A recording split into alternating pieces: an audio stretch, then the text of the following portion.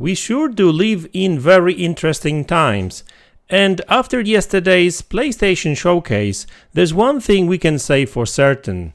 Xbox is more interested in developing single-player games than PlayStation. Let's look into it.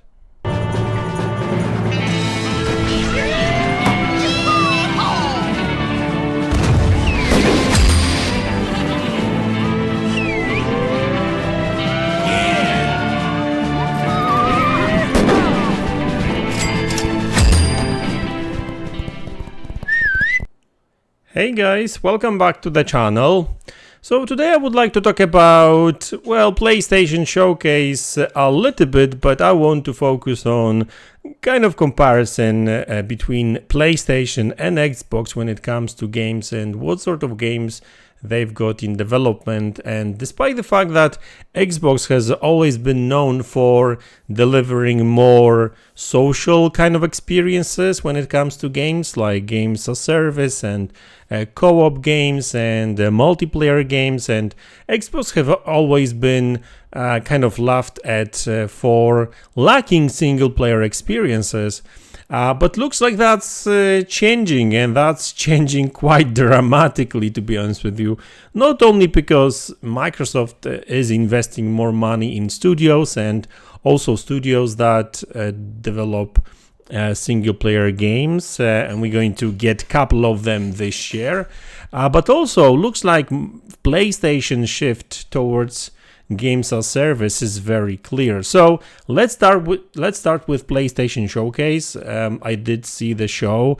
I've seen the trailers. Actually, I didn't really watch the show, but you know, basically the games they've shown, most of them are pretty much games as service. They spoke about Destiny and that Concord and a couple of other smaller games here and there.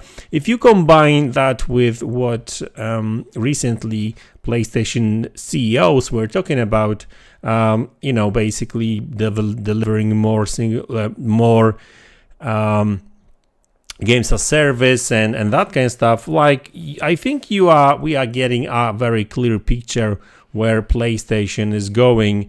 And I guess it kind of makes sense because, you know, PlayStation were kind of laughed at a little bit because they were for a very long time they were not able to deliver a good multiplayer experience. Right now they've got that with with Helldivers 2, and that game is selling very well. It's doing great numbers.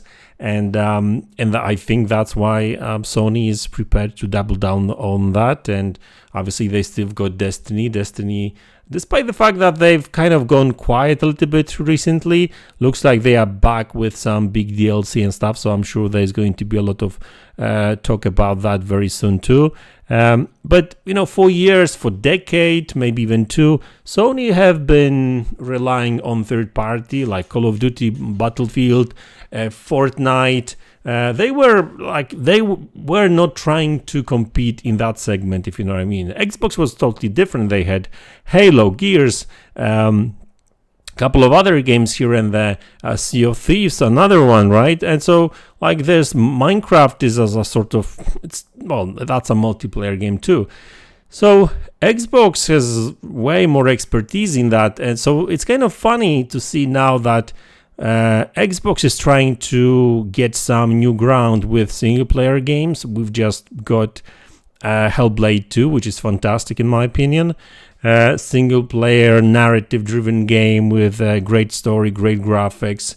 It's not necessarily an action packed game per se, but you know, it is one of these single player over the shoulder kind of game, slower paced and that kind of stuff. But also this year we're going to get Indiana Jones, single player game from Machine Games, Avowed, another single player RPG from Obsidian, Stalker 2. I mean, I mentioned Stalker 2, but that's not necessarily a first party game. It's just, you know, a timed exclusive. It's just a matter of time when it will come to PlayStation. But I guess you could say that some of other games may come to PlayStation at some point in the future. That's true as well. But when it comes to like this year's releases, that's what we're going to be getting. On top of that, there's these smaller titles. Like there's this strategy game, so that's a single player game too, and there's this Towerborn kind of a side-scrolling kind of slash up kind of RPG, I think, game too. So if you really look at that, except Call of Duty, which is now an Xbox IP, I know sounds crazy, right? So except Call of Duty, all their games for the most part are single player driven kind of games. And if you add Shattered Space, so new DLC for Starfield, which is apparently coming still this year, there's going to be a lot of single player content coming from Xbox. PlayStation, like I said, they seems to be focusing more on games as service, and there's a lot of need for these type of games. If you look at some of the numbers that these games produce, Sea of Thieves, I think they've reached like 35 million players before they dropped that game on PlayStation, right? So now it may be even higher. Grounded, couple of million, right? Then we've got the Elder Scrolls Online. That's like, tens of millions of players there too, over 10 million, I think. Even Fallout 76 recently reached 20 million players because, I think, it gained a lot of traction after the actual Fallout movie. And Fallout 76 is actually pretty good now, right? I mean, it was a total broken mess when it first launched back in, when was it? 2018, I want to say, 2017, I can't remember off my top of my head, but and now all these years later, it has a lot of content and people love that game now. So, it's kind of interesting that. Obviously it's kind of normal, I guess, now that, Xbox has more games in development overall because, they own like 30 something studios, 2 big publishers and then Xbox Game Pass Studios too. On top of that, all these third party deals too. So, that kind of makes sense, but like I said, there's a big push for these single player experiences on Xbox now.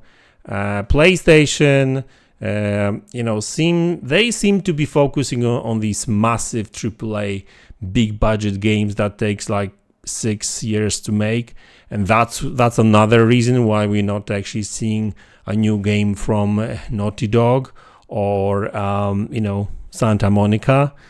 People want another God of War, but Ragnarok launched like 2-3 years ago, I think. So at the end of the day, it is what it is. Microsoft seems to be experimenting with kind of like a smaller titles on a smaller budget made by smaller teams. And I guess if any of them pick up any steam, then they may invest more money into it, right? We've seen such games in the past where they started small and then they've grown into like this massive franchise. I mean, a good example would be GTA. I mean, those of you are old enough, I'm sure you remember like a 2D kind of a game, like rather indie type of game, first 2 or 3 games, and then after a while they've gathered some money and invested in technology, and they released GTA 3, and how that went later. A couple of games later, it's one of the biggest franchises out there. So listen, it's going to be interesting couple of months, even years. I'm really excited about what's going on in Xbox gaming, despite all the layoffs and controversy surrounding Xbox and their new strategy. I was surprised and shocked at first that they are going this route, but I kind of got used to it right now. It doesn't shock me at all. I would be surprised if they just put all their games on PlayStation in the future, but and I don't think that's necessarily going to happen. But I do believe that, I'm not necessarily saying that all of their games will end up on PlayStation, but when it comes to decisions and and conversations, which one they should put on PlayStation, I'm sure that they discuss every single one of them, and they pick and choose which one should go to PlayStation, right? And games like Doom or franchises that have always been on PlayStation, you will see them still on PlayStation, the new installments like Doom, the Dark Ages, that is apparently going to be revealed very soon. So these games will continue being released for PlayStation. So like new games like Wolfenstein and that kind of stuff. These games will continue being on PlayStation. Diablo 5 makes sense to release it on PlayStation right now too.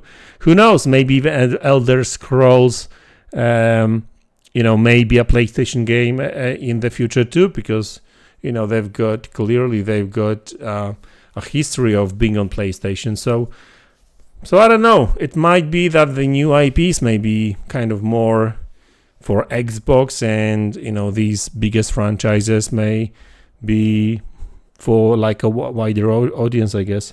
So we'll see how that goes. But anyway, guys, that's the video. I hope you enjoyed it. Let me know in the comment section below what you think about it. Hit the like button, subscribe to the channel if you haven't already, and I will see you all in the next one. Take care.